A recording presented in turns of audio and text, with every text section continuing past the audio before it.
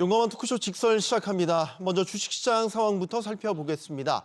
장현재 아나운서 전해주십시오. 이 시각 시황입니다. 빠른 순환매로 타이밍 잡기 어려운 구간입니다. 오늘도 순환매 이어지는 가운데 현재 코스피와 코스닥 정반대의 흐름 보여주고 있습니다. 코스피는 0.45% 반등하면서 3,200선 다시 만들어냈습니다. 3,202포인트 나타내고 있고요. 반면 코스닥은 0.2% 약세입니다. 818포인트에서 전개됩니다. 수급 상황 보시죠. 오늘 유가증권 시장 외국인과 기관 쌍끌이 매수세를 보여주고 있습니다. 외국인이 오전장부터 2,919억 원 강하게 사들이고 있습니다. 3,085억 원 순매수하고 있고요. 기관도 939억 원 사자 포지션 취하고 있습니다. 이런 가운데 개인만 홀로 4,192억 원 팔아냅니다. 다음은 코스닥 시장입니다. 코스닥 시장에서는 외국인과 기관 양 매도가 나옵니다. 외국인이 214억 원 팔아내고 있고 기관 역시도 91억 원 매도 5위 기록 중입니다. 이런 가운데 여기서는 개인만 홀로 327억 원 순매수하고 있습니다. 유가증권 시장 시총 상위 종목 거래가 확인하시죠. 현재 5위권 내에서 삼성바이오로직스 제외하고 나머지 종목들은 강세입니다. 삼성전자 현재 1.1% 오름세로 67,850원에 거래되고 있고요. 오늘 SK하이닉스가 반등합니다. 1.7% 강세 보여주며 거래가는 273,750원. LG에너지솔루션이 1%대 추가 상승하고 있습니다. 거래가 325,750원이고요.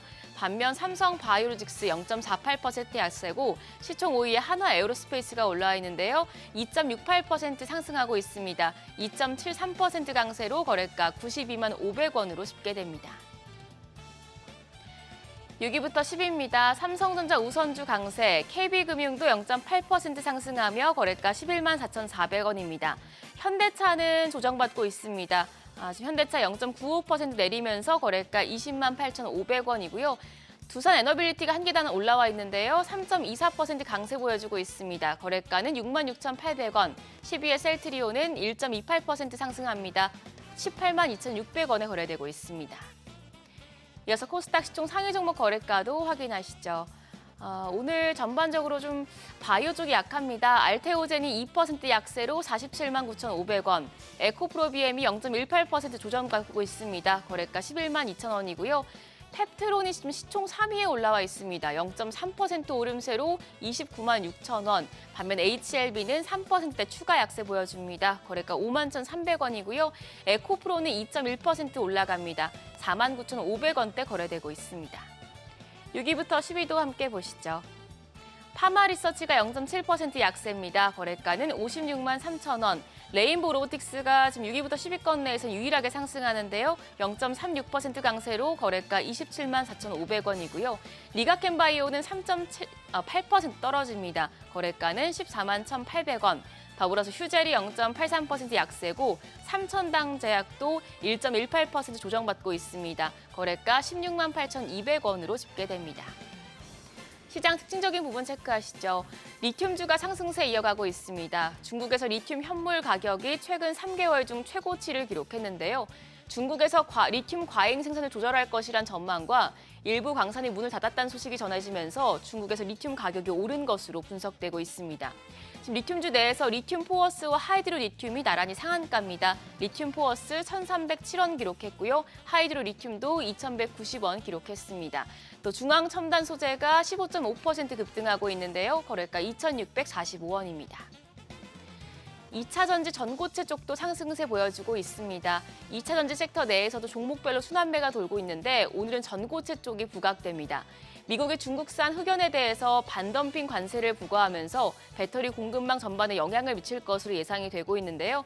2차 전지 전고체 쪽에서는 유일 에너테크가 14.4% 상승하며 거래가 1,739원이고요. 덕산 테코피아입니다. 7.3% 오름세로 거래가는 16,850원. 레이크 머티리얼즈도 2.5% 상승합니다. 거래가 12,760원으로 집계되고 있습니다. 환율 보겠습니다. 오늘 외환시장 1,392원에서 출발을 했습니다. 9시 31분 기준으로는 1,390원 60전 기록하면서 소폭 내려간 모습이었고요. 현재도 1,390원 40전에 거래되고 있습니다. 지수 다시 보겠습니다. 코스피 여전히 0.64% 오름세로 3,208포인트 나타내고 있고요. 코스닥은 0.29% 약세로 818포인트입니다. 지금 코스피가 다시 3,200선 고지를 넘어섰습니다.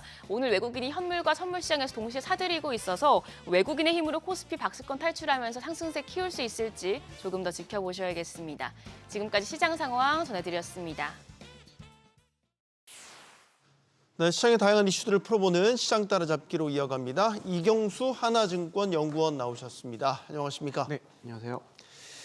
일단 지난주 코스피 흐름을 보면 3,200선 넘어섰다가 이내 또 조정받고 이게 좀 반복되는 양상이었어요. 어느 정도 수급 부담도 느끼는 시점이라고 또 여겨졌고 일단 오늘 장 초반 분위기는 어떻다고 보십니까?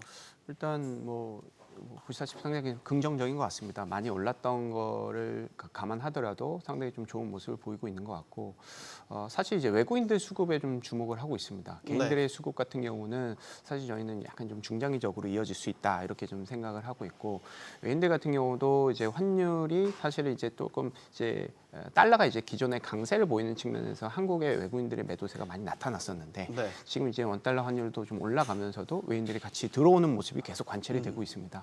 이 얘기는 기본적으로 이제 달러 인덱스가 뭐 떨어지면은 이제 워낙 강세로 외국인들이 들어오고 뭐 그렇게 뭐 리스크 온오프로 한국 증시를 보는 것이 아니라 플러스 알파 컨셉 즉 주저환원에 대한 어떤 기대감이 실질적으로 외국인들 수급에 반영이 되고 있는 모습이라고 저는 관찰이 되고 있고 최근에 이제 외인들이 수급의 스타일을 분석을 해보면 어떤 종목군들의 컨셉을 사느냐 대형주 중에서도 배당이 높은 고배당주 위주로 매수세가 많이 나타나는 모습이 관찰되고 있습니다.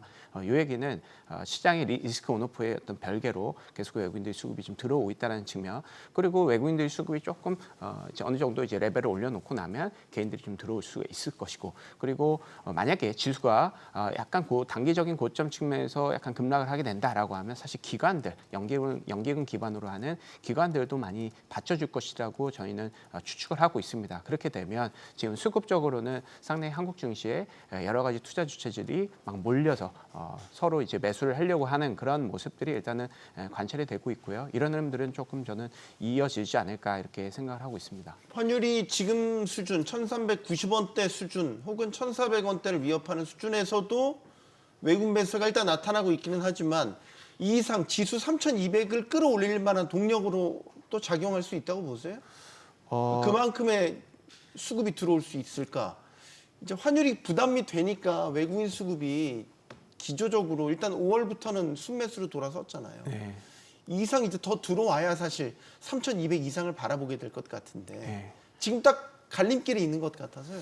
일단 환율 기반으로만 보면 사실은 좀 부담스러운 건 맞습니다. 왜냐하면 네. 이제 환율이라는 것 자체가 리스크 온오프의 어떤 핵심적인 어떻게 보면 이제 지표라고 볼 수가 있겠죠. 그리고 이제 환율이라는 것을 결정하는 거에 있어서는 가장 큰 축이 이제 두 가지인데 수급적인 측면, 이제 펀더멘털 측면.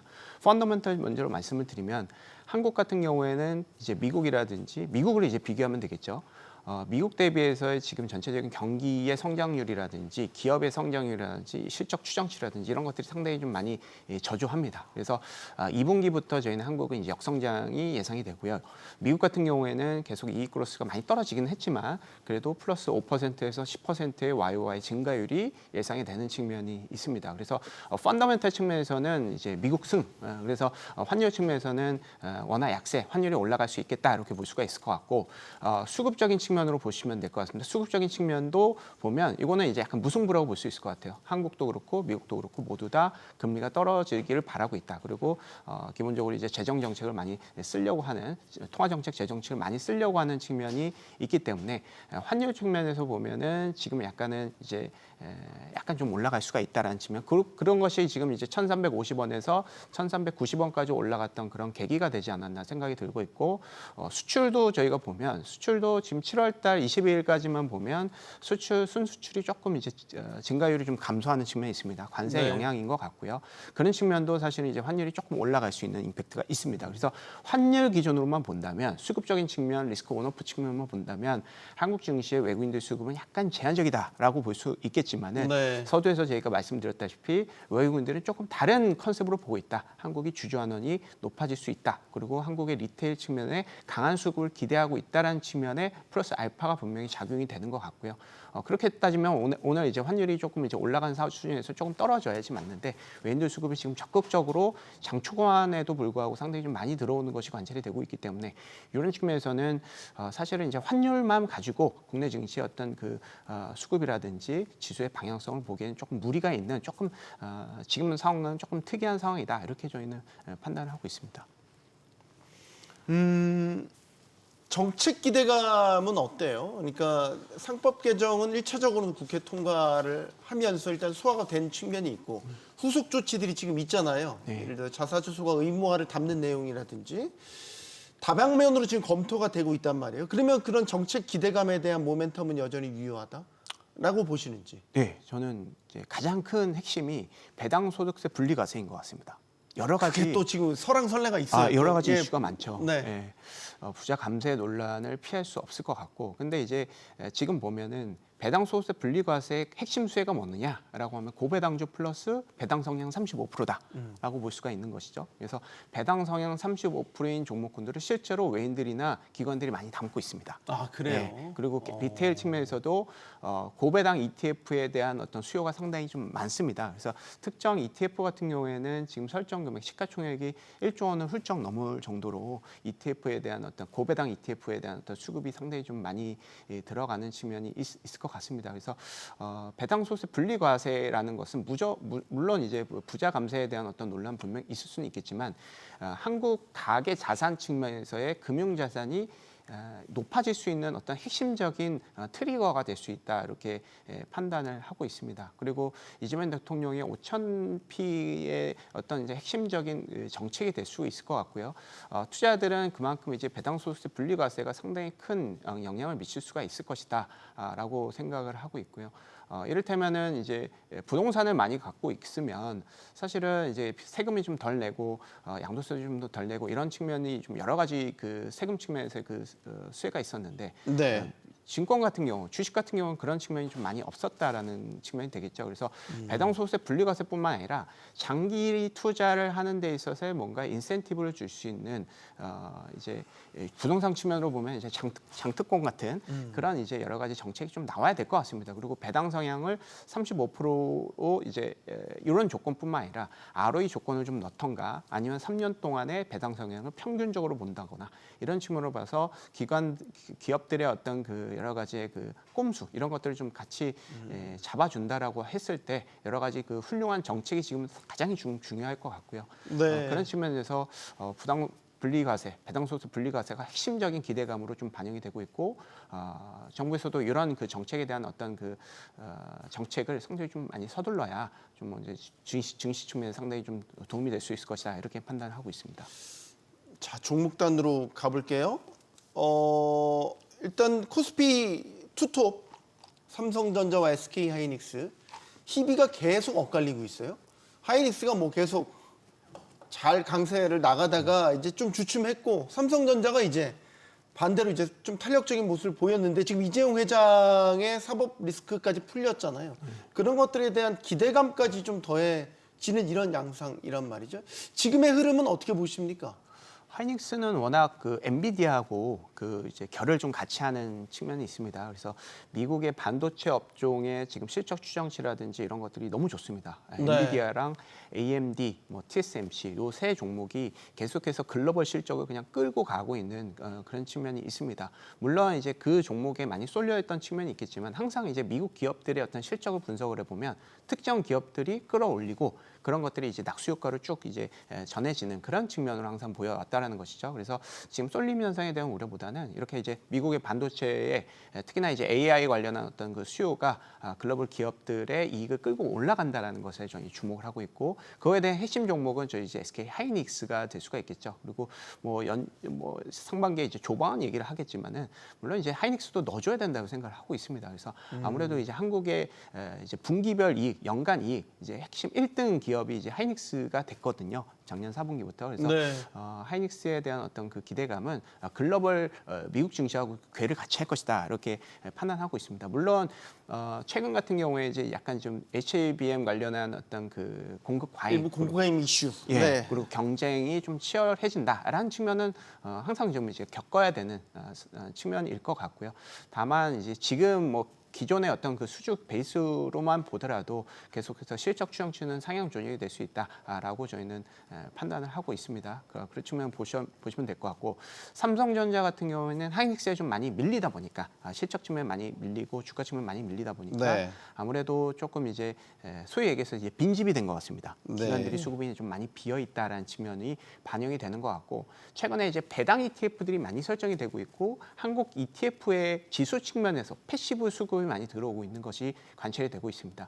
최근에 이제 한국 증시를 사는 개인들의 어떤 수급 자체가 종목을 찍어서 산다기보다는 이렇게 포트폴리오로 인덱스로 들어온다는 측면이 있고, 외인들 수급도 거의 90% 이상이 패시브로 들어오고 있겠죠. 그래서 이런 측면이 삼성전자의 어떤 수급 측면은 상당히 유리하다. 왜냐하면은 비중이 가장 크기 때문에 아무래도 기존의 어떤 수급이 좀 많이 떨어졌고 거래대금이 떨어졌던 측면이 패시브 수급이 들어오면서 가장 큰 수혜를 받았던 것이 삼성전자가 아닌가 생각이 들고, 또 한편으로는 삼성전자가 지금 자산 매입 소각을 신규로 3주 정도 좀 발표를 했죠. 그리고 지금 배당 측면이 조금 우리가 좀 기대를 할 수 있는 부분이 있는 것 같아요. 네. 아무래도 지금은 삼성전자보다는 하이닉스가 조금 캐펙스 투자라든지 여러 가지 공격적으로 할 수 있는 그 사업 수단이 클 것 같고, 삼성전자 같은 기존에 잘했던 DRAM이라든지 낸드 뭐 이런 것들도 계속해서 수혜가 꾸준하게 나타나는 거죠. 그 성장성이라기보다는 캐시플로우 역할을 좀 잘하고 있고, 이런 측면에서 우리가 삼성전자가 과격하게 뭐 HBM 관련한 그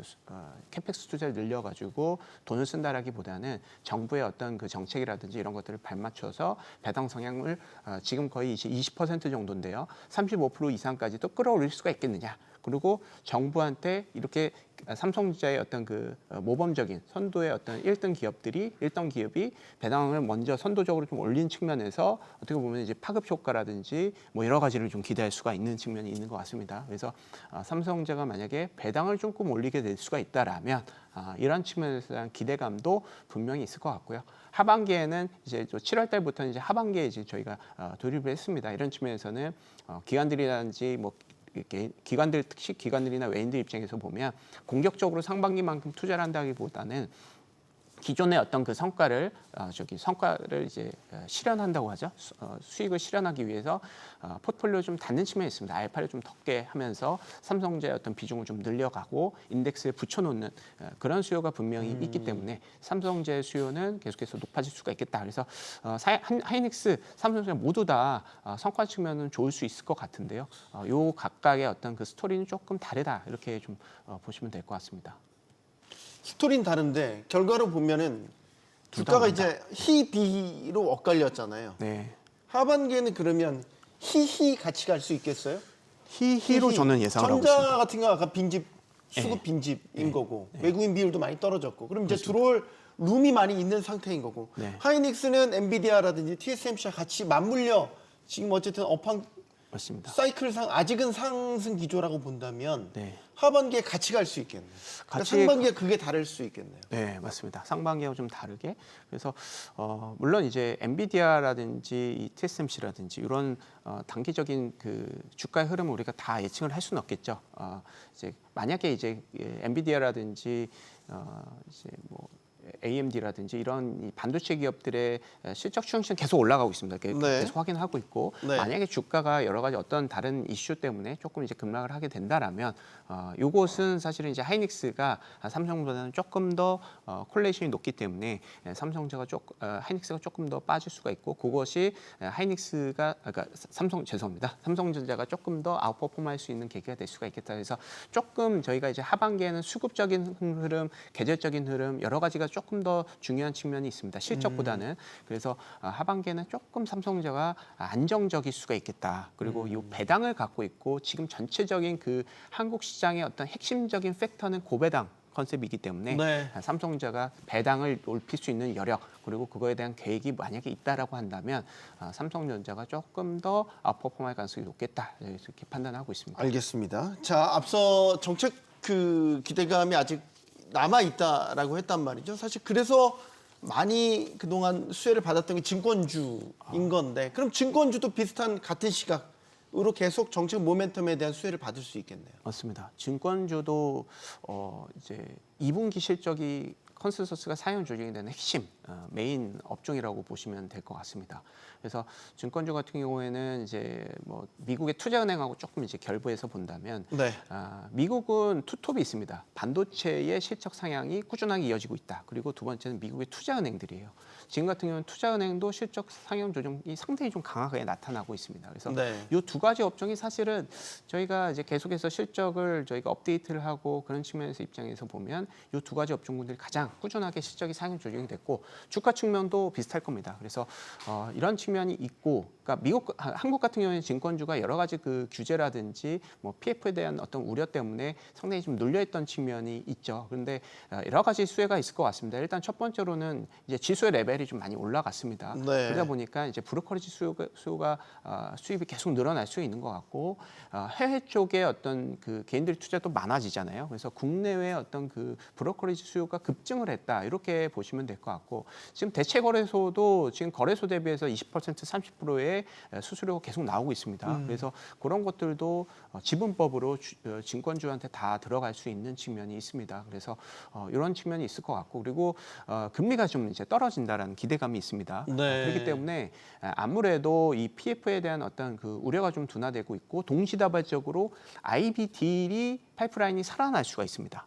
그런 측면이 있죠. 아무래도 금리가 떨어졌을 때 여러 가지로 그 베팅을 할 수 있는 수단이 많기 때문에 증권주의 수혜가 될 수가 있다라고 볼 수가 있는 것 같고 그리고 또 정책적으로도 본다면 지금 뭐 여러 가지로 이 수혜가 받을 수 있을 것 같은데 만약에 이제 그 PER 0.8배 미만인 종목군들에 대한 상속세가 부과가 된다라는 지금 법안이 준비가 되고 있습니다. 만약에 이렇게 된다라고 했을 때 비상장 기업들이 만약에 0.8배 미만인 그런 기업들이 있다라고 하면 상장의 시도가 분명히 있을 수가 있겠다라고 하면 증권주에 상당히 큰 수혜가 될 수도 있겠죠. 그래서 증권주 같은 경우에는 지금 이제 뭐 여러 가지 뭐 스테이블 코인 관련한 컨셉도 여러 가지 증권 이제 금융 쪽에서 많이 네. 한다라고 했을 때 증권주에 분명히 수혜가 있을 수 있을 것 같고요. 그래서 지금 실질적으로 2분기 실적의 호실적의 핵심적인 업종이 증권주기 때문에 지금 실적 측면에서 상당히 좀 좋은 측면이 있다. 그리고 물론 이제 6월 달부터 이제 증권주의 상승세가 많이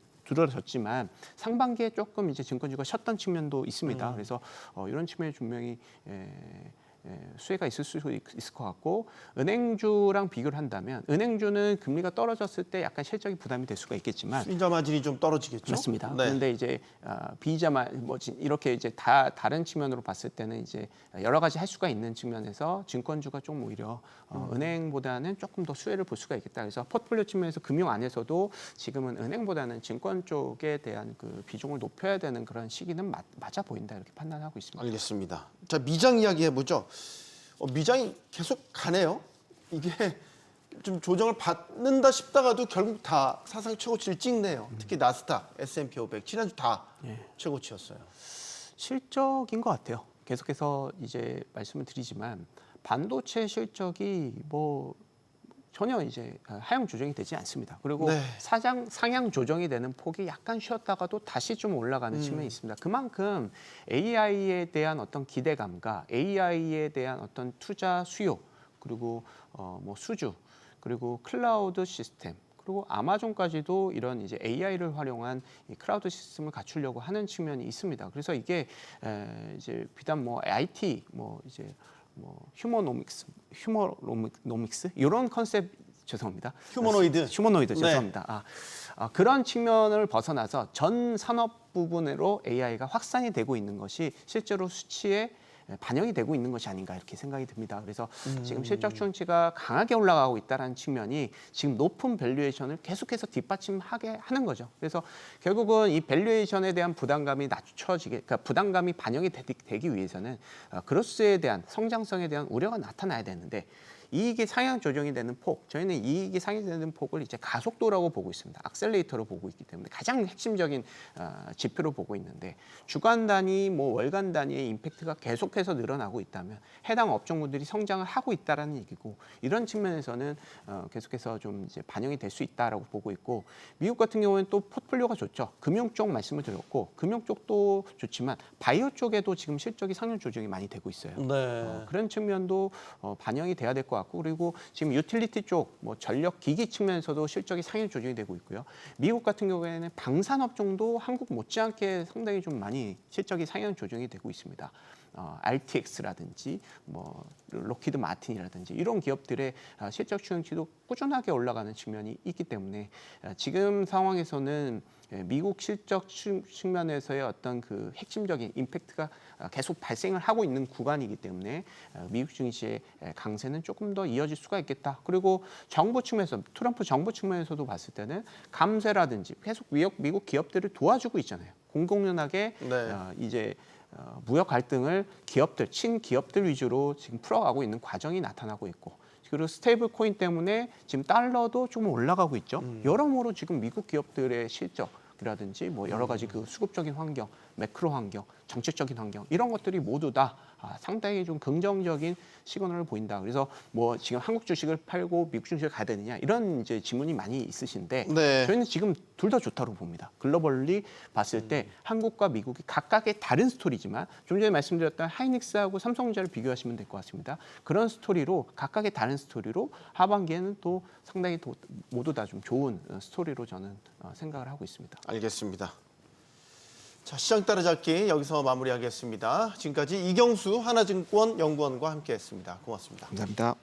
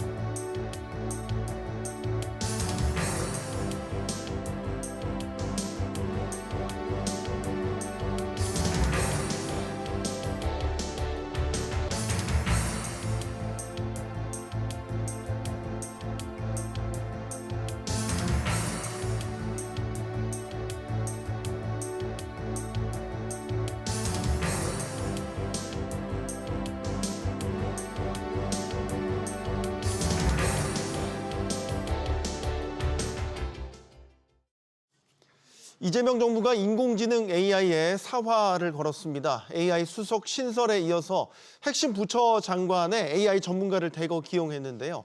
이와 함께 AI 분야에 대한 세제와 재정 지원도 언급했습니다. 이재명 대통령은 대선 공약으로 AI 3대 강국을 내세웠죠. 우리뿐만 아니라 전 세계가 AI 패권을 쥐기 위한 경쟁에 뛰어든 상황에서 정부가 과연 어떤 역할을 하면 좋을지 지금부터 이야기 나눠보겠습니다. 함께해 주실 분들 소개해드리죠. 크리아트 김연학 대표 나오셨고요. 또 서울과학종합대학원 AI 전략경영 이병욱 주임 교수, 또 경희대 테크노경영대학원 홍아름 교수 나오셨습니다. 안녕하십니까? 네, 반갑습니다. 용어만 토크쇼 직설은 SBS 비즈 뉴스 앱과 유튜브에서 실시간으로 시청하실 수 있습니다. 이재명 대통령은 지난달 국내 최대 규모로 지어지는 인공지능 데이터 센터의 출범식에 참석해서 AI 산업 육성 의지를 밝혔습니다. 자, 그러자 SK 최태원 회장은 정부의 지원을 건의하기도 했습니다. 관련 목소리 먼저 듣고 토론 시작하겠습니다. 경부고속도로가 대한민국 산업화의 성공을 이끌었던 것처럼 대한민국 AI 대전환의 성공을 이끌 AI 시대의 고속도로를 구축하겠습니다. 정부 주도의 AI 시장 형성을 해주십시오. 그러니까 정부가 수요자가 좀 돼주십시오라는 말씀을 드리는데요. 저희가 아마 챗GPT 열풍부터 뭐 중국의 딥시크 충격까지 전 세계가 AI 열풍으로 지난 몇 년간을 뭐 뒤통수를 맞은 거 뭐 얼얼할 정도로 뭐 휩쓸었습니다. 근데 우리나라가 전통적으로 이제 IT 강국으로 불려왔는데 그 명성이 사실 이제 좀 무색해진 것 같습니다. AI에 있어서는 좀 후발주자다. 이런 평가가 지배적인 것 같아요. 제 얘기가 맞는지 모르겠습니다. 김연학 대표님 어떻게 보십니까? 뭐 사실 우리나라가 IT 강국이라 하지만 사실 IT 인프라 강국이지 서비스나 기술 측면에서는 물론 뭐 상당히 잘하고 있는 건 사실이지만 상대적으로 좀 떨어진 부분이 있었습니다. 네. 그래서 뭐 저는 이번에 그 정부가 AI를 가지고 정책의 중요 어젠다로 내세우고 강조하고 있는 것은 굉장히 이제 바람직하다. 그렇게 말씀드리고 싶고요. 사실 지금 사회자께서 말씀하셨지만 조금 길게 보면 지난 2016년 다보스 포럼에서 네. 4차 산업혁명이라는 그 화두가 대두되고 그때 그 핵심 기술로서 이제 AI를 많이 이야기하지 않습니까? 근데 사실 예. 뭐 4차 산업혁명이라 해도 조금은 좀 두루뭉실한 이야기니까 그랬는데 지적하신 대로 2022년에 챗 GPT라고 하는 정말 제3자가 보면 신문물이죠. 네. 생성형으로 우리가 질문하는 데서 알아서 다 대답해주고 이런 생성형 AI 기술이 일반에게 뭐 기술자들은 옛날부터 알고 있었습니다만은 네. 이렇게 공개되면서 굉장히 세계 각국이 너나 할 것 없이 시설 투자도 하고 여러 가지 정책적 이니시어티브도 제시하고 또 기업들은 엄청 투자를 하고 했는데 우리나라는 지난 3년 동안에 사실은 뭘 했는지 모르겠어요. 뭐 너무 정쟁이 많아서 그랬는지 사실은 정부 정책에 이니시어티브가 전혀 없었는데 조금 늦었지만 그래도 새 정부가 이런 것들을 가지고 정책 이니시어티브 1순위로 내세운 것은 정말 바람직하다고 생각을 합니다. 다만 그럼에도 불구하고 우리가 아까 사회자께서 질문하신 대로 그럼 우리가 왜 IT 강국이라고 하는데 AI는 늦었느냐. 사실 태생적인 문제가 있습니다.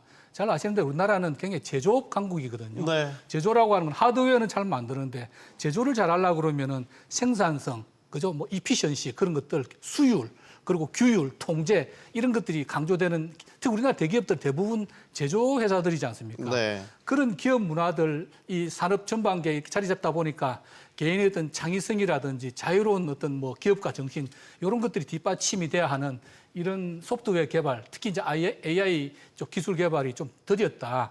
그래서 그런 것들은 기업의 문화라든지 전략 방향이 바뀌지 않는 한 단순히 정부 정책만으로 쉽게 이렇게 우리가 선진국 수준을 따라잡기 쉽지 않다는 그런 생각도 좀 들고요. 또 하나 더 기본적으로 우리 사회 문화적 전반에 걸쳐서 네. 굉장히 그 안정지향적인 특히 취업을 하거나 직업을 고를 때 그렇지 않습니까? 뭐 이를테면 그 당장 이공계만 하더라도 우수한 인재들이 전부 의대로 몰려가서 사실 뭐 프로그램 개발하고 이런 쪽이 우수 인재들이 많이 몰려야 되는데 네. 그런 부분이 좀 있고요. 또 우리 부모들도 보면 자식들이 조금 더 안정적인 직장에 가기를 원하는 공기업이라든지 대기업에 가기를 바라는 마음들.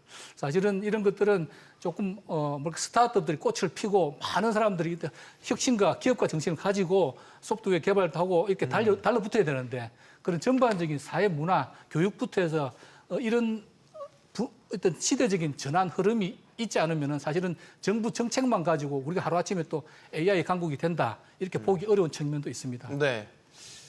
김연학 대표님 역시 KT의 그 재무책임자 출신이셔서 그러신지 명확하게 어깨 내에 이제 회자되고 있는 이야기를 찔러 주셨는데 왜 우리가 주도권을 놓쳤을까? 우리가 인프라가 없냐? 초고속 인터넷망이 없냐? 뭐 사실 여러 가지 이야기들을 하잖아요.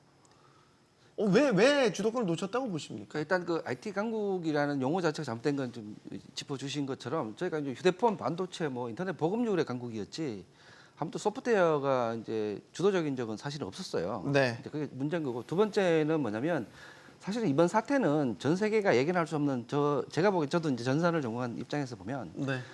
사고가 터진 거예요. 그러니까 예측할 수 있는 단계로 이게 기술이 발달해 왔다기보다는 이제 이게 예측이 불가능한 일에 수많은 자본을 투입할 수 있는 미국에서만 가능한 일인데 그 결과물이 예상을 너무 뛰어넘은 거예요. 그러니까 단언컨대 지금 샘 알트만도 이 정도의 이제 성능을 예측 못했을 거고요. 아, 본인도 예상을 못했어요. 당연하죠. 그런 관점에서 보면 우리가 이제 소프트웨어를 등한시한 건 문제고 네. 지금 현상적으로 우리가 많이 뒤처지게 된 거는 문제인데 그럼 예견할 수 있었고 예측할 수 있었나라는 측면에서 보면 그건 조금 다른 측면에서 또 볼 수도 있을 것 같아요. 일단은 이게 현상이 벌어졌고 이제는 따라잡아야 되는데 어떻게 따라잡아야 될지가 남아 있고 그동안의 IT 강국이라고 해서 마치 우리가 소프트웨어를 했는 것처럼 한 이런 이제 프레임에 좀 벗어나서 그동안 등한시됐던 예를 들어서 클라우드의 정책이라든지 전반적으로 한번 짚어보고 이 모든 걸 한번 다시 한번 이제 우리가 경쟁력을 어디서 키워야 될지를 한번 짚어보는 좋은 계기가 됐으면 좋겠다 이런 생각 좀 해봅니다. 홍 교수님께도 의견 듣겠습니다. 네, 우리나라가 IT 강국이라는 사실은 맞죠. 정보통신 강국이고 전자정부도 10년간 1위를 차지했던 강국인데 AI는 좀 다른 것 같습니다. 기술, 시장, 제도 이 총합의 시스템 경쟁이라고 생각이 됩니다. R&D만 잘해서 글로벌 강국이 될 수 있겠냐, 주도권을 잡을 수 있겠냐라는 네. 것들은 시스템적인 전략인 부재가 가장 지금은 필요로 하고 한국이 10년 전부터 AI를 미래 기술로 지정하고 있었습니다. 하지만 공공 데이터 개방 제한적이고 규제는 경직돼 있고 또 민간 수요도 굉장히 분절적인 것이 사실입니다. 그렇기 때문에 우리가 사실 토종 AI 언어 모델 중에서 전 세계 사용 순위 50위에 들고 있는 모델조차도 사실 없는 것이 현실이죠. 그래서 왜 AI 후발주자라고 불리느냐 한다면 총합 시스템에 대한 실행이 느린 것이 가장 주요 원인으로 볼 수 있는데요. 한국이 공급 중심자적인 R&D를 하기 때문에 논문이나 과제나 성과 위주로 평가되는 것이지 데이터를 확보하고 모델을 학습하고 AI에 대해서 실증 적용하고 피드백 개선이라는 이런 총합 시스템적인 내용이 빠졌다라고 지적하고 싶습니다. 그래서 결론적으로 저희는 늦었다가 아니라 이제 앞으로 어떻게 따라잡아야 될까를 설계해야 될 시점이라고 생각하는데요. 네. GPU 예산 늘리는 것 굉장히 중요합니다. 하지만 AI 수요가 아까 말씀하셨던 것처럼 정부가 돼야 되고 또 샌드박스나 데이터 개방이나 또 조달 제조에 있어서 그런 시스템적인 구조 개편이 필요하고 AI에 투자를 했으면 회수가 가능한 그러한 시스템을 만들어야 된다는 것이 저의 주장이고 AI가 기술이 아니라 이 시스템으로 경쟁하고 시스템을 이겨야 된다라고 생각합니다. 분야가 너무 방대해서요. 이거를 다 짚자면 진짜 끝이 없을 것 같은데 그래도 하나씩 쪼개서 저희가 좀 짚어볼게요. 일단 이재명 정부가 출범했지 않습니까? 그래서 AI와 관련된 여러 공약들도 내놨고 국정 운영 방향에 분명히 이 인공지능에 대한 중요성을 상당히 담아냈습니다. 그래서 AI 미래 기획 그 수석실을 신설을 했고요. 또 지금 나오는 게 AI4 회의를 가동할 것이다. 우리가 이제 F4라는 회의가 이미 있죠. 그것과 이제 준하게 이런 회의체를 가동할 것이다. 그리고 기재부 내에 AI 국도 신설할 것이다. 어떻게 보면 일단 정부 부처부터 좀 조직 개편을 통한 변화가 예상이 되는 대목입니다. 어떻게 평가하십니까? 일단 뭐 가장 중요한 건 이제 국가 의지를 명확하게 표현했다는 게 가장 중요한 것이고요. 네. 이제 기존에 보면 이제 뚜렷한 컨트롤 타워가 없이 각 부처별로 AI 이니셔티브를 따로 가지고 왔던 건데 네. 뭐 이게 컨트롤 타워를 만들었다는 게 중요하고 그보다 더 중요한 것은 이게 법적 이제 근거를 마련했다는 것 같아요. 그러니까 작년 우리 이제 AI 기본법이라는 게 만들어지면서 네.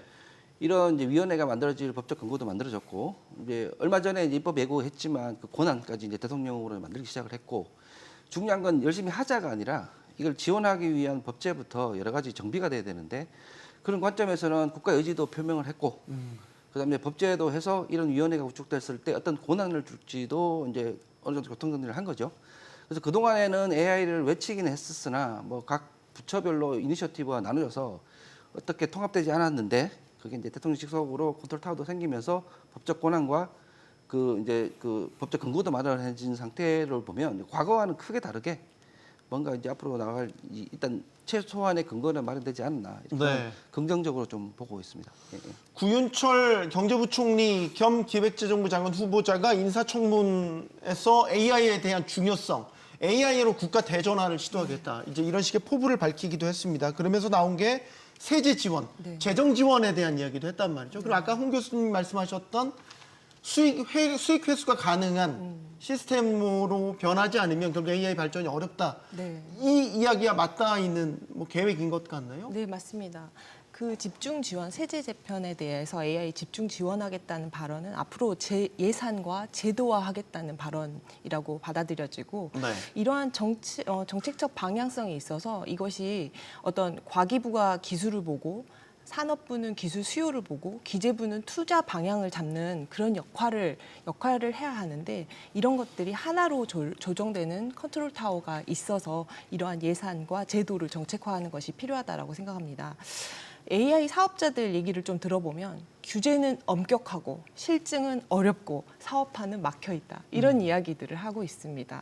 이게 AI 한다 하면 예산을 늘리고 하는 것들이 해결 방안에서 더 나아가서 조달 시장하고 연계하는 전략, 그리고 규제 샌드박스를 어떻게 해서 실증을 좀 더 쉽게 하는지에 대한 전략, 그리고 GPU 인프라 같은 것들을 공유 자원으로 활용하는 전략, 이런 것들이 수요 기반의 투자 전략이라고 말씀드릴 수 있을 것 같습니다. 네. 그리고 마지막으로는 실제로 AI 정책이 산업 정책으로 우리가 출발을 하지만 이거는 사회 정책적인 접근이 굉장히 필요한 부분이라고 생각합니다. 왜냐하면 교육, 노동, 시장, 그리고 정보 접근과 지역 간의 이슈까지 모두 다뤄내야 되기 때문이라고 생각하는데요. 이런 생성형 AI 확산으로 봤을 때 이런 AI 디바이드, AI 격차를 없애는 것이 굉장히 중요합니다. AI를 활용하고 하고 행정이나 교육이나 노동시장에서 공공 영역에서 대응할 수 있도록 네. 편성하는 그런 전략이 시급합니다. 제가 이렇게 네. 정부에서 발표한 걸 보면 참 가슴이 웅장해집니다. 너무나 하고 싶은 일도 많고 굉장히 의욕이 넘치는데 제가 이제 조금 첨언을 하자면 지금까지는 이제 우리가 AI 가버넌스가 없었다라고 계속 산업계에서 문제 의식을 지적해 왔거든요. 네. 근데 최근에 제가 느끼는 느낌은 이것도 사공이 너무 많아가지고 배가 산으로 가는 거 아닌가? 우리나라에서 사실 최고의 정책 기구는 대통령실입니다. 네. 대통령실에 AI 수석을 만든 건 굉장히 잘한 일이라고 보고요. 근데 이제 각 부처에서 우후죽순격으로 실이나 국단위를 이렇게 만들게 되면 공무원들은 업체에 군림하려고 그러지 절대 봉사하지 않거든요. 그래서 이 가버넌스를 좀 정렬하고 실제 각 부처에서는 콜센터 같은 거 만들어가지고 산업계에서 AI 산업계에서 뭐랄까요 애로사항 있거나 그걸 해결해주는 이를테면 정책으로 군림하면서 이렇게 해라 저렇게 해라 규제를 하는 기관이 아니고 그때 문제 각 부서별로 자기 소관 기업들이나 분야에 애로사항을 해결해주는 콜센터 위주로 정말 위에서 정책을 해서 찍어 누르는 것이 아니고 밑에서 봉사하는 그런 개념으로 가서 어떨까 싶고요. 그다음에 제가 또 하나 우리라기보다는 조금 이제 바라는 거는 어떤 정부든지 처음에 굉장히 그럴싸한 정책 가지고 굉장히 멋있게 포장해서 내놓습니다. 네. 사실 지금 이번에 나온 것도 보면 전 기본적으로 100% 찬성하지만 저게 제대로 다 될까라고 하는 의문을 가진 정책들도 꽤 있거든요. 그래서 이런 어떤 정책을 내세울 때 그리고 처음에 막 취임하고 몇 달 동안 시끄럽다가 2, 3년 지나면은 조용히 그 정책에 대해서 사라집니다. 그래서 기왕에 이렇게 크게 내세웠으니까 가버넌스도 잘 정리를 하고요. 그래서 해마다 작년 1년 동안에 그 실적이 어땠는지 이렇게 반성하는 리뷰하는 모임을 꼭 대통령 주제로 가졌으면 좋겠어요. 그리고 내년에 어떻게 해마다 롤링으로 5년 동안 그렇게 하면 분명히 실적이 나올 겁니다. 근데 과거에 보면 한 1년을 하다가 허지부지 되고 또 장관 바뀌면 허지부지 되고 네. 그런 경우가 많았거든요. 그다음에 이제 마지막으로 제가 좀 뭐랄까 또 하나 첨언하고 싶은 거는 우리가 모든 걸 다 잘할 수는 없습니다. 지금 모든 것을 좀 잘하자는 그런 느낌이 강하거든요. 아, 정책 자체가 종합백화점식의 너무 느낌이 든다. 종합백화점식인데 선택과 집중을 해야 됩니다. 사실 오늘 토요에도 나오겠습니다만 우리 중국 같은 경우에는 인구가 우리 한 30, 40배 되지 않습니까? 그래서 네. 당연히 인력도 우리보다 고급 인력이 우리 수십 배 되고요. 중국은 양적으로 우리보다 압도적으로 앞서 있고 미국은 양적, 질적으로 다 앞서 있습니다. 근데 우리가 중국하고 미국하고 붙어가지고 다 잘하자, 그건 굉장히 어려운 일이고요. 선택과 집중, 한국이 잘할 수 있는 거. 우리나라가 아까 말씀드린 제조업이 강하고 또 제조가 강한 분야가 몇 개 있어요. 자동차라든지 조선이라든지, 그죠? 아니면 문화적이면 K컬처 이런 것들 있지 않습니까? 네. 그래서 우리 AI는 기존에 한국이 강세를 보이고 있는 그 산업 분야에 접목해서 잘하고 있는 걸 더 잘하게 하는. 이를테면 우리가 전혀 그 문외한인 분야에 뛰어들어서 이것도 한번 미국까지 붙어보겠다. 이런 것은 굉장히 어렵다고 보고요. 그래서 선택과 집중을 하게 되면 그래서 정부가 어느 산업을 하라고 너무 이렇게 푸시는 하면 안 될 것 같고요. 정부는 기본적으로 해야 될 거는 지원입니다. 다만 이 AI 인프라도 우리가 굉장히 부족한 면이 많기 때문에 정부가 AI 인프라를 지원하는 것은 뭐 당연히 해야 된다고. 아까 대통령께서 SK 회장하고 나오셨던데 이를테면 인프라라고 하면 기본적으로 우리가 컴퓨팅 파워가 있고 그다음에 전력 공급이 있거든요. 그래서 조금 이따 좀 말씀드리겠지만 네. 우리가 뭐 GPU 확보라든지 데이터 센터 확보 그리고 전기를 안정적으로 공급하는 것들 이런 것들은 사실 민간이 하기 굉장히 어려운 일입니다. 우리나라에서. 그래서 그런 부분들 인프라 제공에 정부가 조금 더 돈을 많이 투자해서 해주고 서비스 개발에 이런 것들은 기본적인 규제 완화라든지 정책 방향만 제시해주고 정부가 너무 개개의 서비스 하나하나에 끼어들어서 이거 해라 저거 해라 그렇게는 안 했으면 좋겠습니다. 네. 얘기가 나와서 갑자기 생각난 건데 90년대 후반, 2000년대 초반 그때 이제 그 소위 말해서 인터넷 1세대들도 등장을 했고 당시 초고속 인터넷망도 이제 국가 주도로 막 구축이 됐었잖아요. 그때 그 인프라가 마중물이 돼서 사실 뭐 네이버라든지 지금 다음, 카카오 같은 기업들이 탄생하게 된 초석이 됐지 않습니까? 예, 뭐 그 당시에 뭐 제가 근무했던 KT라고 하는 회사가 당시 정부의 지분이 있었고 지금은 완전히 민영화돼서 네. 민간 업체들이 경쟁을 벌이고 있습니다만은 그 당시 정부가 지분을 갖고 있는 국영기업인 KT가 우리나라 인프라 개발에 많이 그저 투자를 하고 또 정부 정포적인 지원을 받았죠. 근데 지금은 시대가 좀 많이 변한 것 같습니다. 일단 전력 쪽은 인프라를 정부가 가지고 있지만 통신 IT 인프라 쪽은 민간 통신 3사가 경쟁하는 체제이기 때문에 정부가 직접 투자하기는 어렵고요. 어떻게 통신 3사가 과거에는 사실 이제 인프라 경쟁을 유도했는데 요즘 서비스 경쟁이 좀 되고 있는데 정부가 인프라를 투자하는 기업들에 대해서 뭐 꼭 그것이 통신 3사가 아니더라도 대기업이라 하더라도 조금 더 인센티브를 주고 할 수 있는 그런 방향으로 좀 정책이 전개되었으면 좋겠습니다. 네. 그때와 지금 이제 분위기는 그때도 그랬지만 으쌰으쌰하는 분위기가 있었잖아요. 건 인프라부터 해서 뭐 CDMA 개발까지 해서 정말 하나의 드라마처럼 그때 그 신화를 일궈냈던 그때 역사가 좀 반복됐으면 하는 바람인데 100조 펀드 이야기를 한단 말이에요. 지금 AI 100조 펀드. 이게 확실한 마중물이 될 거라고 지금 정부에서 기대를 하고 있는데 어떻게 보십니까? AI 100조 펀드 실현 가능하다고 보시는지 이게 이제 민관 네. 합동 펀드 구조로 지금 설계된다는 거예요? 네. 사실 이 100조라는 숫자가 굉장히 선언적이고 사실은 AI 국가 전략 인프라를 하기 위해서 매우 중요한 전환점이 될 거라고 생각이 되는데요. 과거의 녹색 성장 펀드나 뉴딜 펀드 이때들도 다양한 관제 펀드들이 출범했지만 실제로 좀 실패가 하였다고 평가됩니다. 왜 실패했을까? 다 실패했죠. 어디에다가 사실은 투자해야 될지에 대한 설계, 그 설계가 부족했다는 좀 평가를 내리고 싶은데요. 관주도로만 자본을 조달해서는 좀 실패하기 힘들고 이것이 민관과 함께 협력해야 된다라고 네. 생각합니다. 왜냐하면 이 정부가 이제 AI 수요자가 되고 이 수요자 기반의 투자 구조를 만들어서 초기 시장과 이런 전체 수요를 만들어주는 것은 실제 민간에서 여러 가지 투자를 유도하는 굉장한 지름길이 될 거라고 생각합니다. 근데 여기서 더 나아가서 우리가 사실은 팁스 같은 성공적인 이런 민관 협력 투자 모델이 있습니다. 이런 사는의 자본금 증액만으로는 부족하고 이런 것에서 민간이 참여할 수 있는 구조를 설계하고 이 안에서 M&A를 활성화한다든지 또는 기술 검증할 수 있는 플랫폼을 만든다든지 아니면 샌드박스를 통해서 실증을 할 수 있는 그런 회수 가능한 구조, 그 시스템이 필요하다고 생각하고 그래야 진짜 펀드가 돌아갈 수 있다고 생각합니다. 그래서 사실은 이제 이런 스타트업들 얘기를 좀 들어보자면 네. 스타트업들은 데이터와 GPU 함께 제공받고 여기에서 검증할 인프라가 필요하다는 것들이 아주 일관된 얘기입니다. 왜냐하면 기술의 확장성, 인프라 확보는 굉장히 투자 논리에서 중요한 아주 포인트라고 생각을 하는데요. 여기 안에서 AI 펀드가 검증 인프라를 투자 조건형으로 제공한다면 굉장한 자본 제공을 넘어선 네. 실제로 어디에 무엇에 어떻게 투자할 것인가를 접근하는 방향이 된다라고 생각하고 100조가 숫자의 문제가 아니라 아까 말씀드린 설계의 문제라고 얘기하는 것처럼 시장, 기술, 공공의 이런 삼각을 연계하는 전략적 펀드를 만들려면 좀 이번에는 다르지 않을까 생각됩니다. 교수님, 100조 펀드 어떻게 운영해야 되겠습니까? 그러니까 과거에 왜 아까 뭐 아나운서님 또 인터넷 얘기도 하셨고 근데 과거에 여러 펀드가 있다가 실패한 이유는 저희가 다 알아요. 크게 보면 두 가지인데 일단 뭐 정권이 교체된다든지 국회 변수가 생겼을 때 이게 정권의 연속성이 없다. 네. 정책 연속성이 가장 큰 거고요. 두 번째가 방금 이제 말씀을 하셨지만 민간에서 이게 흥미를 못 느끼면 사실은 선순환 구조가 안 만들어지거든요. 네.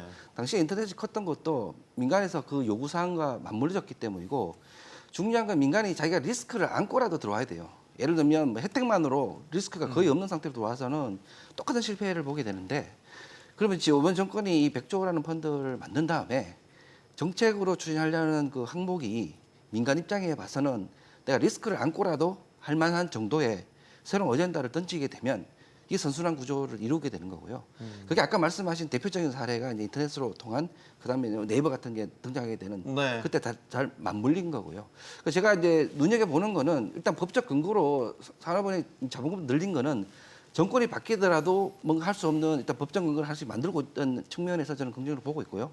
똑같이 이제 이 정책이 오래 갈 거라는 시그널을 시장에도 줘야 되고 동시에 민간에 수많은 혜택을 줘서 리스크 없이 들어오게 하는 것은 완전히 망하는 방법이고요. 어떻게 하면 흥미롭게 해서 민간이 많이 참여하고 리스크를 안고라도 참여하게 해서 좀 더 거대 자본이 만들어지게 만들 것이냐 이게 가장 중요한 이 포인트라고 봅니다. 네. 100조 펀드 성공 열쇠 뭐가 될까요, 대표님? 비슷한 말씀이에요. 사실 우리나라의 그 산업은행이 굉장히 특이한 존재거든요. 이런 뭐 미국 같은 나라는 이런 기존 인프라 완전 공공 인프라는 정부에서 하는 거고 네. 이런 수익성이 가미된 인프라는 대형 투자은행 IB들이 합니다. 근데 우리나라는 아직 대형 IB들이 성숙하지 못하니까 산업은행이 그런 역할을 하고 지금까지 산업은행이 주로 부실 기업 인수해가지고 또안 왔죠? 뒤치다거리 네. 하는 역할을 했는데 또 의외로 또 요즘 같이 조선업이 이렇게 화랑이 되니까 조선사 같은 경우에 수익을 남기고 팔기도 합니다. 그래서 저는 뭐 정부가 이런 AI를 한번 적극 밀어보자는 이니셔티브 차원에서 이런 펀드를 조성하는 거 저는 뭐 할 수 있다고 봅니다. 그리고 이제 두 분 교수님 걱정하듯이 민간의 인센티브 메커니즘이 들어와야 되는데 이게 워낙 리스크가 크기 때문에 완전히 민간에 100% 맡겨놓으면 아무도 안 할 거란 말이죠. 그래서 정부가 산업이 사실 산업이 정부니까 어느 정도 리스크를 맡는다라는 그런 개념에서 보면 저는 산업은행을 가지고 활용하는 거는 좀 뭐 일리는 있다. 다만 두 가지 조건. 첫째, 각각의 투자 프로젝트에 대해서는 철저하게 인센티브 메커니즘을 가야 된다. 두 분 말씀하신 게 똑같은데 민간도 같이 참여해가지고 이거 가지고 도저히 돈이 안 될 것 같다. 그러면 차라리 100% 정부 예산으로 해야 됩니다. 이 산업은행이라고 하는 거는 정부 투자 기관이기도 하지만 또 약간의 그 기업이기 때문에 수익성을 생각 안 할 수가 없는 거거든요. 네. 그래서 각각의 프로젝트에 대해서 투자를 했을 때 엄밀하게 그 심사를 해가지고 그 가능성이 어느 정도는 그래도 완전 100% 민간의 자본보다는 조금 리스크 테이킹을 더 하겠지만 그래도 너무 이렇게 수익성이 없는 프로젝트에 투자하면 안 된다라고 하는 거. 두 번째는 운영의 효율성인데 저는 반드시 이 펀드의 책임자는 민간에서 그러니까 스카우트한 사람이어야 된다. 뭐 우리 펀드 매니저들인데 훌륭한 사람들은 벤처 캐피탈 찾아보면 많이 있거든요. 네. 그런 분들한테 전권을 주고 이 기금을 운용하도록 해야지. 이 공무원 사고방식으로 이렇게 하다가는 정말 그들라고 이 산업은행이 그들라면 결국은 국민 부담으로 돌아오거든요. 네. 그래서 그 철저하게 수익성, 인센티브 어느 정도는 100% 민간보다는 좀 덜하더라도 프로젝트별로 인센티브 수익성 메커니즘을 가지고 프로젝트를 선정해야 되고 네. 그 운영의 책임자는 민간 부분에서 스카우트된 사람이 돼야 된다. 그 두 가지 원칙만 지킨 상태에서 이 펀드를 출범한다고 그러면 저는 뭐 의외로 또 왜냐하면 이 분야 자체가 과거처럼 이렇게 뒤치다거리 하는 그런 분야가 아니고 앞으로 굉장히 무한한 성장 가능성이 있는 분야거든요. 네. 그리고 실제로 좋은 기술을 가지고 이 스타트업을 기술은 있는데 자금이 없어 투자를 못하고 있는 뭐 벤처 기업인들 주변에 많이 보고 있거든요. 예. 그런 사람들한테 기회가 돌아간다면 저는 이것도 뭐 잘 운영만 잘한다면 뭐 의외로 성공할 수 있다고 봅니다. 과거에 이제 관제 펀드들이 실패했던 전례를 반복하지 않으려면 이제 방금 세 분께서 말씀해 주신 부분들이 이제 펀드 운영에 충분히 방향성에 담겨야 되겠다는 생각이 드는군요. 이재명 대통령이 또 하나 내걸은 게 이게 좀 구체적이긴 한데 그 인공지능 개발에 꼭 필요한 칩, 뭐 전 세계적으로 없어서 지금 못 팔고 있지 않습니까? GPU인데 5만 개를 확보하겠다라고 했어요. 이 교수님 업계에서 어떻게 보십니까? 5만 개 확보가 가능하다고 보십니까? 일단 뭐 선언적 의미가 가장 큰 거고요. 일단 그러니까 공급자 입장, 엔비디아 입장에서 봐서는 그동안에 큰 손들이 있죠. 뭐 예컨대 오픈 AI에도 70만 개, 뭐 메타마에도 30만 개 수준인데 이제 우리는 5만 개란 말이에요. 그동안에 큰 손 시장이 뭔지에 대한 그 전략적인 시장이 뭔지에 대한 배분에 있어서 이제 한국도 이 인프라에 본격적으로 뛰어들겠다는 이제 정부 차원의 시그널이다 보면 엔비디아에서도 앞으로 이제 공급에 있어서 네. 아무래도 우선적인 전략적으로 바꿀 가능성이 좀 있을 거고요. 그보다 더 중요한 거는 이제 국내에도 이 유사 업체들이 많이 퓨리오사 AI라든지 뭐 리벨리온 같은 업체들이 주는 시그널이 네. 야 이제 우리도 근데 팹리스 관련된 부분에서 좀 더 이 안정적인 투자를 가능할 수 있겠다라는 이게 보통 우리가 GPU를 하나 가지고 오게 되면 그 렉에다 설치하고 이 유관된 산업이 5개, 6개로 벌어지거든요. 네. 그 단순히 GPU를 들여온다는데 그치는 게 아니라 그 GPU를 구동하기 위한 여건 산업이 같이 커져야 돼요. 근데 그런 데 대한 국가 차원의 명확한 의지 표현, 그래서 유관 산업들이 다 같이 성장할 수 있는 표현을 했다는 점에서 매우 긍정적이고 5만 개가 가능할 것이냐를 봤을 때는 뭐 전 세계가 뛰어드는 마당에 가능할 것이냐 안 할 것인가도 중요하지만 그 의지 표면으로서 지금까지의 시장 경쟁과 다른 우리도 중요한 전략국으로 좀 분류해 주라. 그래서 우리도 앞으로는 많은 GPU를 쓸 것이고 동시에 국가 산업 측면에 있어서도 많은 이제 국내 산업들 중에 이걸 유관된 대여섯 개 이 산업군에서 우리도 앞으로는 좀 투자를 해야 되겠다라는 정말 중요한 시그널을 준 거라고 보고요. 네. 사실 5만 개로 할 수 있는 거는 별로 없죠. 이게 뭐 저희가 별로 없습니까? 5만 개나 되는. 이게 저희가 이제 인공지능 모델을 볼 때 훈련할 때 드는 이 인공지능과 그 다음에 정렬 추론 정도에 볼 때 추론이 이제 실제로 나중에 운영할 때거든요. 이 훈련할 때는 수십만 개 있어도 못 따라가요.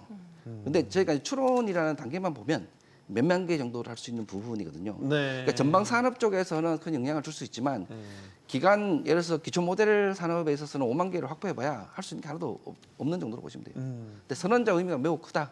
앞으로 더 확보하자. 그리고 이제 더 자립도를 올리자라는 측면에서 보면 매우 중요한 이제 출발점이다 이렇게 볼 수 있을 것 같아요. 저희가 국내에 있는 GPU가 1만 개가 안 되나요? 지금? 뭐 SK 말씀하시죠. 그 SK 회장님이 자기가 주장하기에는 2,000개라고 말씀하셨죠. 2,000개요? 예. 하이닉스가 HBM GPU에 공급은 지금 하지만 납품하는데 그렇게 지금 GPU 를 가장 많이 확보를 확보하고 못했군요. 있는 걸로 추론되는 이제 LG 정도도 뭐 1,000개 정도? 1,000에서 1,500개 사이거든요. 다 합쳐봐야 이제 2,000개라는 게 추정이고 시장에서는 많아봐야 10,000개라고 추정을 하는데 지금 뭐 메타만 해도 지금 35만 개에 H100만 35만 개, 40만 개거든요. 그리고 뭐 그 오픈 AI만 해도 70만 개 정도. 그러니까 이게 사실은 게임 자체가 안 되는 거죠. 그러니까 국가 네. 전체보다 한 기업이 갖고 있는 게 뭐 수십 배, 수백 배 정도로 많이 있고 그러다 보면 엔비디아 입장에서도 누가 큰 시장인지를 봤을 때 전략적인 부분이 있었는데 우리 후순위를 밀릴 수밖에 없겠죠. 그렇죠. 이제 우리도 이제 좀 하겠다. 우리도 10,000개 단위 이상으로 할 테니까 앞으로 우리도 좀 찾아봐라. 앞으로 공급 이 플랜을 짤 때 좀 생각 좀 바꾸라라는 시그널, 중요한 시그널이 이제 들어간 걸로 보시면 되죠. 농담입니다만 최태원 회장 통해서 좀 압박을 하면 되지 않을까? 엔비디아를 압박하면 되지 않을까라는 농담을 곁들이면서 네. 홍 교수님.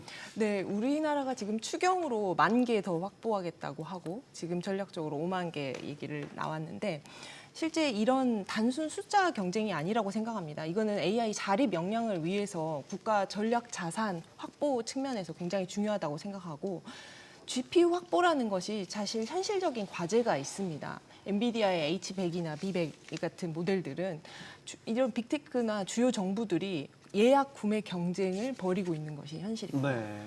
실제 단순히 사겠다고 주는 것이 아니고 예약하는 그런 컴피티션이 벌어지고 있기 때문에 네. 국가 단위에 있어서 구매 협상이라든지 아니면 동맹 기반의 우선 조달이라든지 아니면 그런 기조 안에 우리가 장기적인 계약 경쟁의 전략이 필요한 시점이라고 생각합니다. 네. 그리고 GPU만 있다고 이것이 컴퓨팅 리소스가 돌아가는 것이 아닙니다. 여기 안에서 전력, 인프라가 같이 따라줘야 되는데 이 사실 GPU가 돌아가기 위해서 냉각이나 전력, 입지나 서버 설계 같은 데이터 연산에 있어서의 클러스터 이런 부분이 굉장히 필요하기 때문에 GPU를 돌릴 수 있는 공간 확보 그리고 데이터 센터에 대한 투자와 확보 그리고 전력 인프라 확충 이것이 병행되어야 된다라고 생각합니다. 또 하나 중요한 것은 GPU가 있다고 해서 민간 스타트업이나 연구기관, 대학 모두 다 연산 자원이 없어서 실제로 모델 검증 못하고 있는 것이 현실이라고 네. 말씀드리고 싶습니다. 이런 공공 GPU 클라우드나 AI 연산에 있어서 샌드박스 이런 것들이 민간과 공유하고 개방하는 구조로 설계되어야만 이 AI 경쟁이 연산력 경쟁 이런 것에서 더 나아가서 인프라 설계의 경쟁력으로 이어질 것이라고 보고 있습니다. 네. 자, 이재명 정부에서 또 그 주장하고 있는 게 이제 AI 주도권을 넘어서서 AI 주권에 대한 문제입니다. 그래서 모두의 AI 그리고 또 이와 연계된 소버린 AI가 이제 필요하다 이렇게 이야기를 하고 있는데 여기에 대해서 어떻게 보시는지 일단 모두의 AI는 전 국민 누구나 보편적으로 쓸 수 있는 AI를 만들겠다라는 거고 뭐 같이 연계된 내용이긴 하지만 소버린 AI 같은 경우는 그 나라의 어떤 주권적인 AI를 만드는 이 이야기도 언급을 하고 있단 말이에요. 네. 뭐 같으면서도 조금 다른 이야기인 그렇죠. 것 같기도 한데요. 사실은 이제 AI를 그 어떤 퍼블릭 서비스로 제공한다라고 하는 것은 발상은 굉장히 좋은데 과연 그게 이제 경쟁력을 가질 수 있을까라고 하는 걸 좀 생각을 해봐야 되거든요. 네. 사실 뭐 국민 모두가 쉽게 이렇게 접근해서 쓸 수 있는 AI 플랫폼이 있으면 얼마나 좋겠습니까? 좋은데 일단 비용이 많이 들 거고요. 많이 그다음에 들겠죠. 네. 역대로 공공 부분에서 제공하는 이런 어떤 서비스들이 IT 서비스들이 퀄리티나 유지 보수 이슈 때문에 첫 번째 고객을 많이 모으지를 못했고 지속 가능성도 별로 없던 경우가 많습니다. 그래서 또 세계적으로 또 AI 서비스 플랫폼을 공공에게 무료로 제공하는 경우도 제가 알기로는 세계적으로 없습니다. 예, 별로 없는 걸로 알고 있거든요. 네. 그다음에 이제 아까 말씀드린 이게 엄청난 투자가 들어가는데 그 가만히 있으면 왜냐하면 다른 데 AI들은 해마다 엄청나게 용량이나 속도가 빨라지는데 네. 그게 따라가려면 또 계속 투자를 많이 해야 되잖아요. 천문학적인 비용이 들어갈 수 있거든요. 그다음에 아까 제가 지적한 문제 월급쟁이들이 공무원들이 이 사업을 맡아가 잘할 수 있겠는가. 그래서 만일에 우리가 모두 AI 같은 걸 한다. 제가 볼 때 1조 원 가지고 초기 투자는 모르겠지만 계속 유지 보수하려면 돈이 엄청 많이 들 거거든요. 그렇기 때문에 반드시 정부 주도로 하지 말고 민간 사업자들이 하고 컨소시엄을 구성해서 해야 되고요. 여기에 어느 정도의 이윤 메커니즘 다만 이럴 수는 있겠죠. 정부에서 제공한 거하고 좀 민간의 고급 서비스하고 티어를 나누어 가지고 어느 정도 뭐 제한된 서비스를 제공한다든지 뭐 그런 것들은 좋은데 글로벌 AI 플랫폼들하고 동일한 수준에서 경쟁한다. 그거는 제가 볼 때 굉장히 어려울 거다. 이런 생각이 들고요. 그다음에 소버린 AI는 어떻게 예, 소버린 AI는 저는 필요하다고 생각합니다. 왜냐하면 지금 이제 국가 안보 측면이 있잖아요. 지금 지도 가지고도 문제가 많지 않습니까? 네. 뭐 외국의 구글이나 애플이 정밀지도 반출 우리나라 문제가 지도 달라고 있죠. 그러는데 우리 정부가 버티고 있죠. 근데 네. 요번에 또 뭐 관세 협정이랑 같이 붙여서 한다고 그러니까 어떻게 될지 모르겠는데 우리나라가 특이한 안보 상황이 있는 거고요. 또 우리 기업이나 개인의 정보 보호 측면, 기술 자립 측면, 그다음에 국내 AI 생태계 측면에서 필요하다고 봅니다. 또 제가 조사를 해보니까 뭐 사실 또 민간에서 꽤 하고 있더라고요. 통신 3사도 하고 있고 네이버 카카오에서도 이렇게 하고 있다. 그래서 저는 뭐 소버린 AI를 개발하고 또 선의의 경쟁을 하는 건 좋은데 다만 그러면 소버린 AI를 100% 하고 외국계 메타나 뭐 이런 걸 막아버릴 거냐. 그건 아닌 거죠. 이를테면 그걸 막아가지고 뭐 중국이라든지 북한은 뭐 아예 뭐 우리가 그럴 필요도 없고 중국 같은 경우는 안 되지 않습니까? 일단 구글 서비스가 안 되는데 뭐 중국만 하더라도 자기네 14억 내수 시장이 있으니까 또 뭐 어떻게 또 통제 사회니까 정보의 자유로운 유출입을 방지하기 위해서 이제 뭐 그렇게 하는 것 같은데 우리나라는 고립해서 나갈 수는 없기 때문에 네. 소버린 AI를 장려하는 것 한편 플러스 글로벌 그 서비스가 들어와서 경쟁하는 것 둘 다 동시에 축구를 해야지 소버린 AI는 뭐 경쟁력이 안 되라고 아예 문을 닫아버리는 또 그렇고 그렇다고 해서 외국계 메타나 이런 것들 서비스 파워가 너무 오픈 AI 같은 너무 강하기 때문에 그걸 막을 수도 사실 없지 않습니까? 네. 그래서 공존하면서 발전할 수 있게 물론 우리는 마음으로는 우리나라의 소버린 AI들이 더 발전을 했으면 좋겠고 그런 것들을 위해서 어떤 뭐랄까 관세 협상이라든지 무역 장벽이 안 된다는 그런 범위 내에서는 좀 정부가 지원을 적극적으로 해줘야 된다. 그래서 선의 경쟁을 벌이게 하는 게 맞다. 그러나 둘 다 어느 한쪽에만 너무 집중한다. 까딱 잘못하면 그건 우리가 국제적 고립될 수가 있다. 네. 그런 생각이 듭니다. 그 소버린 AI에 대한 개념을 좀 설명을 해 주셔야 될 것 같아요. 이게 선언적 개념적인 의미로 이제 독립된 AI, 뭐 인프라나 데이터, 인재 이런 것들이 다 우리 그 독립된 상황 하에서 만들어진 AI 정도로 알고 있는데 그러니까 뭐 데이터 주권부터 이제 주권에 관련된 문제인데 저는 사실은 소버린 AI라는 용어를 되게 싫어요. 왜냐하면 이게 마치 국산품 애용 문제처럼 아, 이게 옛날 국산품 예, 애용합시다 그렇게 같은 느껴질 수가 운동. 있거든요. 네. 저희가 이제 과거를 돌이켜 보면 그때 HWP 살리기를 했었잖아요. 그래서 국산 워드 프로세서를 살리자, 한글 한글과 말씀이시군요. 컴퓨터를 네. 살리자를 했을 때 그게 국가적으로 결국 소프트웨어라는 이 발전에 도움이 됐느냐를 보면 결론적으로 보면 한글과 컴퓨터는 살렸지만 국내의 소프트웨어 생태계를 살린다는 측면에서 보면 아닐 수도 있는 거거든요. 그러니까 예컨대 지금 이제 저는 소버린 AI를 얘기하면서 그때 뭐 장관 청문회 때 제가 하나 걱정됐던 부분은 뭐냐면 앞으로 클라우드를 국산을 쓸 것이냐, 앞으로 그렇게 노력하겠다라고 이런 얘기를 했단 말이에요. 근데 클라우드의 국산화와 AI 국산화는 달라요. 예컨대 AI 경쟁력을 높이기 위해서 뭐 AWS를 쓰는 게 더 유리하면 두 개 충돌이 생기지 않습니까? 네. 그럼 AI 경쟁력을 놀리려면 클라우드와 달리 그냥 AI 경쟁력을 놀리면 되는데 이게 국산화처럼 되면 예를 들어서 전부 다 클라우드를 네이버를 씀으로써 AI 경쟁을 낮출 수 있게 되는 문제가 돼버리는 거거든요. 이 서버린 문제가 왜 발생했는지 근원을 보면 지금 이 챗GPT라는 얘가 트레이닝한 데이터의 93%가 영어로 된 데이터예요. 이 영어로 된 데이터의 문제는 뭐냐면 동양에 관련된 여러 법제라든지 우리 한국에 관련된 여러 현실을 잘못 반영할 수가 있어요. 영어로 된 도큐멘트니까. 네, 그렇죠. 대표적인 게 독도가 누구 땅이라고 하면 분쟁 지역이라고 얘기하는 이유가 그렇죠. 얘가 지식을 전달한 게 아니라 영어로 된 도큐멘트 때문에 전달을 하는 거거든요. 각국이 서버린이 나온 이유는 전 세계인이 자꾸 챗GPT를 쓰면서 전 세계인이 사실로 받아들이는 게 사실이 아니라 영어로 된 도큐멘트에 더 많이 기술된 거를 사실로 잘못 받아들이는 거를 고치자에서 출발했어요. 예. 근데 이걸 고칠 수 있는 방법은 우리가 우리 LLM을 만들었다고 해서 전 세계인이 한국 LLM을 쓰지는 않을 거거든요. 여전히 챗GPT를 쓰고 그런 유수한 GPT를 쓸 거기 때문에 거기에 공급될 데이터셋 자체가 한국에서 만든 양질의 데이터셋으로 트레이닝하도록 유도하는 그 부분도 반드시 필요한데 이 서버린 AI만 놓고 보면 마치 모든 걸 국산화하고 국산으로 만들어진 걸 가지고 사람들 쓰게 하자 이렇게 느껴질 가능성이 있거든요. 네. 그게 아니라 외산도 많이 써야 돼요. 외산을 우리가 아무리 유도한다고 하더라도 카카오톡하고 메신저를 똑같이 만든다고 해서 카카오톡처럼 될 수는 없잖아요. 이미 예. 구축된 거는. 네. 그럼 구축된 생태계에 지금 잘못된 지식을 사로잡는 방법은 우리나라만의 잘된 데이터셋을 만들어서 위키피디아 같은 곳에 공급을 하고 이미 중국은 그렇게 하고 있거든요. 그래서 어차피 외산들은 거기서 트레이닝을 시킬 거기 때문에 걔들이 우선적으로 사용할 데이터셋이 우리 데이터셋으로 되도록 해서 하는 것도 소버린 AI의 중요한 부분의 한 축이고요. 두 번째 축은 말 그대로 우리가 가능하면 공공 영역이라든지 국방 영역에 우리 자체의 LLM을 쓰자라는 얘기는 뭐냐면 외산 LLM을 썼을 때 기초 모델이 끊길 수도 있지만 우리 데이터셋이 예를 들어서 사스 같은 걸 해서 리킹 당할 수도 있으니까 네. 그 막자는 취지니까 두 개는 분리를 해야 되고요. 또 네이버를 쓰자라 그리고 클라우드를 국산을 쓰자는 건 그 클라우드를 국산화하자는 얘기인 거지 AI가 합쳐서는 안 되는 문제인데 제가 보기엔 다 합쳐져 있어요.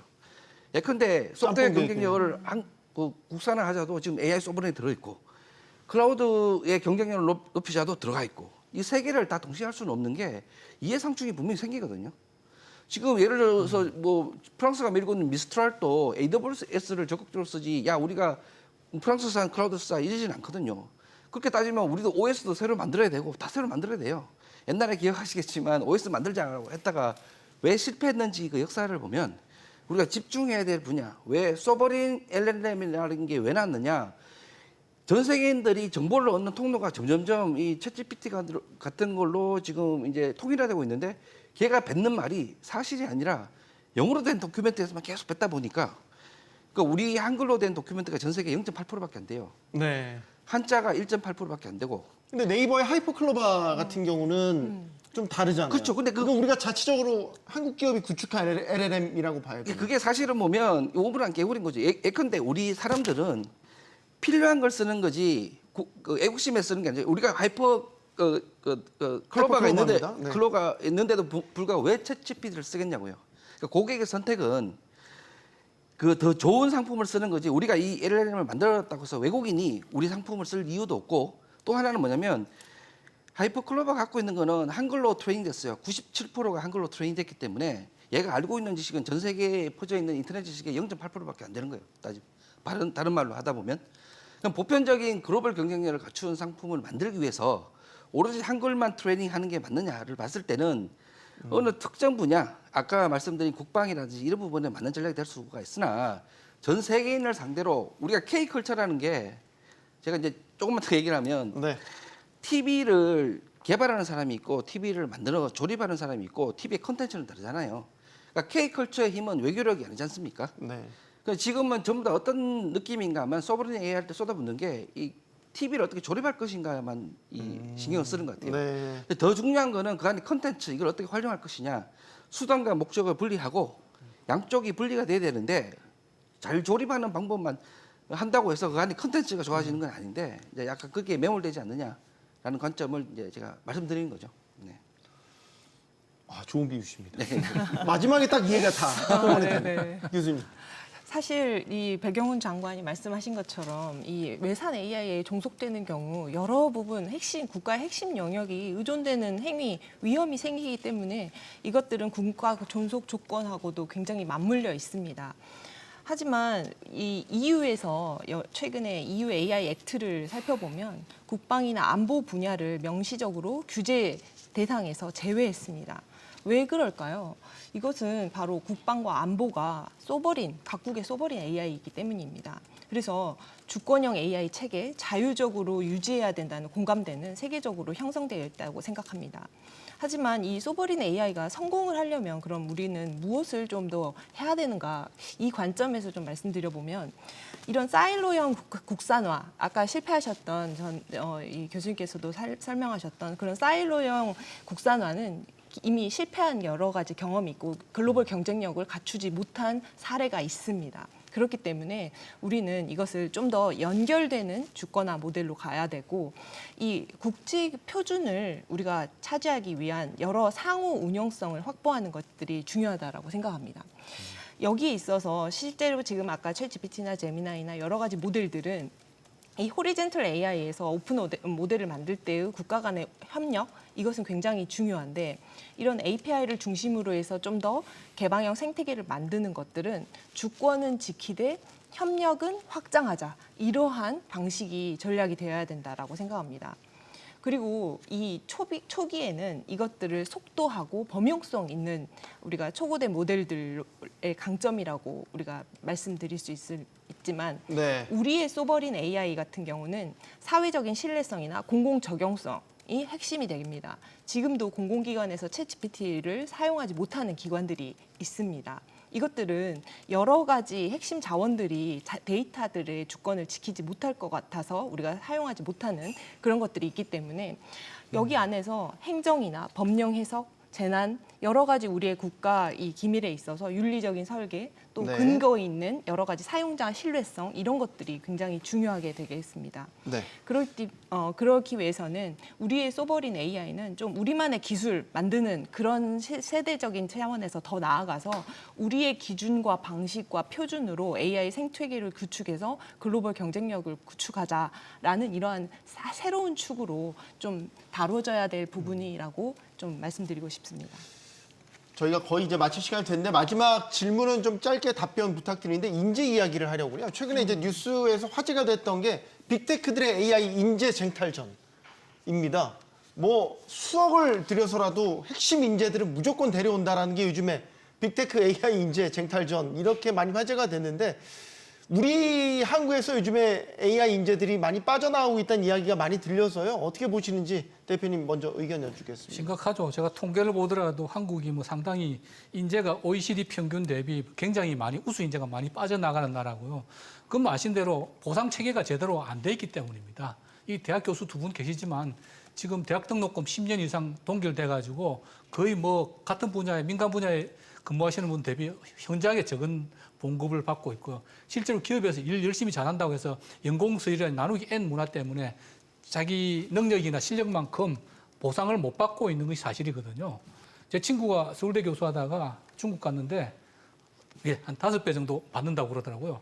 근데 중국이 우리보다 1인당 GDP가 3분의 1밖에 안 되는 나라니까 얼마나 중국 같은 사회주의 국가에서도 대우를 해준다는 것 아닙니까? 그래서 우리가 이런 AI 기왕에 AI를 육성하기로 했으면 그 제일 중요한 게 인재 문제고 그래서 우리나라의 전통적인 나누기 N, 연공서열 이런 문화들을 과감하게 이런 기술 분야부터 깨가지고 기업은 이미 좀 그렇게 하고 있어요. 네. 전공 분야라든지 대학에서도 좀 이런 도입될 수도 있던 이 말이 쉽지 등록금 인상 문제라든지 정부 지원 이런 여러 가지 문제가 얽혀 있긴 합니다.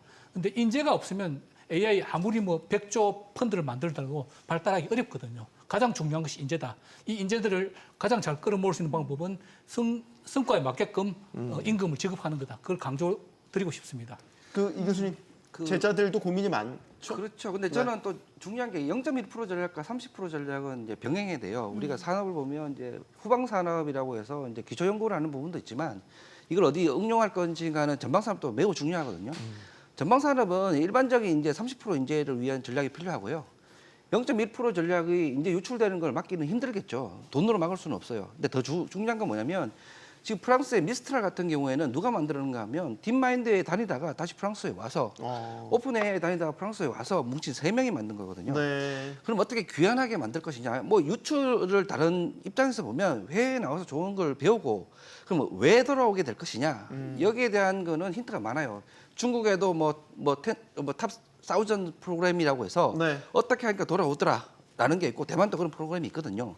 그래서 이제 탑 0.1에 쓰는 전략과 30%의 전략을 분명히 분리를 하고 특히 탑 0.1은 일단 나가서 배우고 들어오는 것도 제가 보기에는 이것도 현 상황에서는 받아들이고 네. 그다음에 그걸 어떻게 활용할 거라는 문제가 되게 중요하고요. 어쨌든 일단 저도 연구를 했지만 연구원의 가장 중요한 거는 연구가 안정적으로 지속적으로 될 것이냐지 어느 스레솔드를 넘으면 이걸 2배 주든 3배 주든 별로 민감하게 반응을 안 해요. 예. 그러니까 최소한 스레솔드를 주고 안정적으로 연구할 수 있다는 시그널만 주면 분명히 리턴이 됩니다. 그러면 우리도 이제 뭐 여러 가지 새로운 외국 문물을 들어온 사람들이 이제 기여를 할 수 있는 그런 토대가 되겠죠.